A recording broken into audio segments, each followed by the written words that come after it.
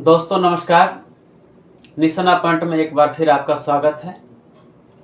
बिहार की राजनीति में होली के बाद एक बार फिर भूचाल आने वाली है। भूचाल इस मायने में कि बिहार के मुख्यमंत्री नीतीश कुमार के सुपुत्र निशांत की राजनीति में एंट्री की खबर कयास ये लगाया जा रहा है कि अध्यात्म के साथ साथ राजनीति में निशांत की एंट्री भाजपा के मंसूबों पर पानी फेर दिया है। उस दूसरी तरफ चाचा की विरासत को भतीजा जो थामने की ललक बनाए हुए थे उस पर लगाम लगने वाला है। ये कयास इसलिए लगाए जा रहे हैं कि लोगों का मानना है, राजनीतिक पंडितों का ये सोच है कि निशांत राजनीति से एकदम अनभिज्ञ है। उन्हें राजनीति का क ख ग भी नहीं आता है।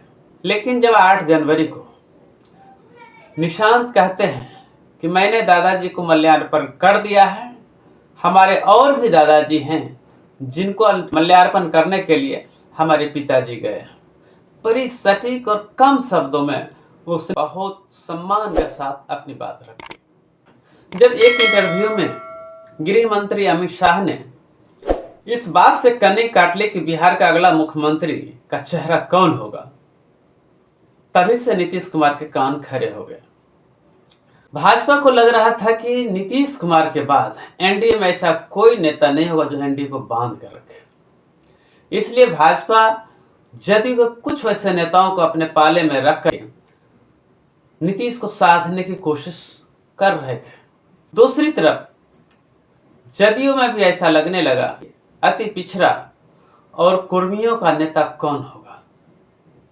आरसीपी सिंह पहले ही बाहर हो चुके थे, श्रवण कुमार इस चीज को भाप चुके थे, इसलिए उन्होंने निशांत का स्वागत करना शुरू कर दिया।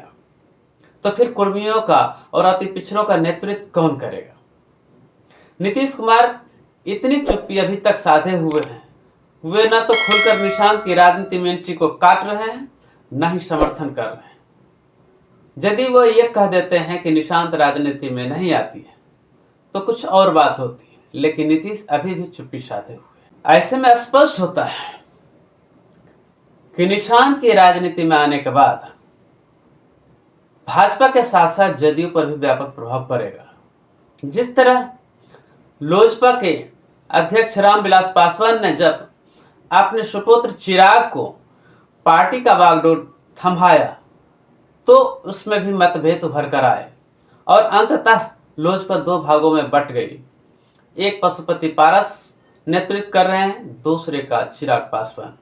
उसी तरह राष्ट्रीय जनता दल में भी जब लालू जी थक गए तो चिराग की तरह तेजस्वी यादव और तेज प्रताप को उन्होंने आगे किया। और जब तेज प्रताप तेजस्वी आगे हुए, मीसा भारती की एंट्री हुई तो राम कृपाल यादव, पप्पू यादव, श्याम रजक जैसे लोग विरोध में उतर आए। राम कृपाल यादव विरोध में भाजपा के समर्थन में चले गए, पप्पू यादव सेल्फ में अपना पार्टी बना लिए, बाद में वो कांग्रेस में गए। दूसरी तरफ श्याम रजक जदयू का दामन थाम लिए।